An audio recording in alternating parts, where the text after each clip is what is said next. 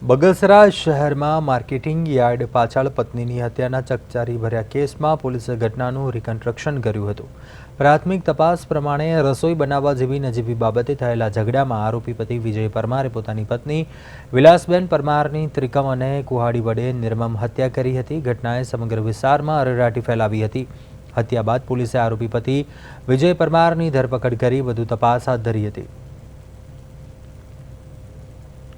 5/5/2026 રોજ બગસરા પોલીસ સ્ટેશનમાં બગસરા ટાઉનમાં એક મર્ડરની ઘટના બનેલી છે, જેનામાં મરણ જનાર વિલાસબેન ઉર્ફે હિનાબેન વાઇફ ઓફ વિજયભાઈ પરમાર છે અને એમનું મૃત્યુ એમના જ પતિ એટલે કે વિજયભાઈ ઉર્ફે ગની અમરસિંહભાઈ પરમાર દ્વારા કરવામાં આવેલું છે।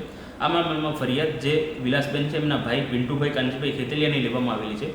ઘટનામાં એવું છે કે આ જે વિજયભાઈ છે અને વિલાસબેન છે એમનામાં ઘણા સમયથી ઘરકંકાસ ચાલતું હોય અને એમનામાં જે પ્રશ્નો હતા એના લીધે 5 તારીખના રોજ આજે વિજયભાઈ છે તેમને ઉગ્ર બની અને ઘરમાં હાજર રહેલ ત્રિકમ અને કુહાડીના ઘા છે એ આજે મરણ જનાર છે વિલાસબેન ઉર્ફે હિનાબેન એમને છાતીના ભાગે અને અન્ય જગ્યાએ મારેલા છે, જે ઈજાઓના લીધે વિલાસબેન છે એમનું મૃત્યુ થયેલું છે।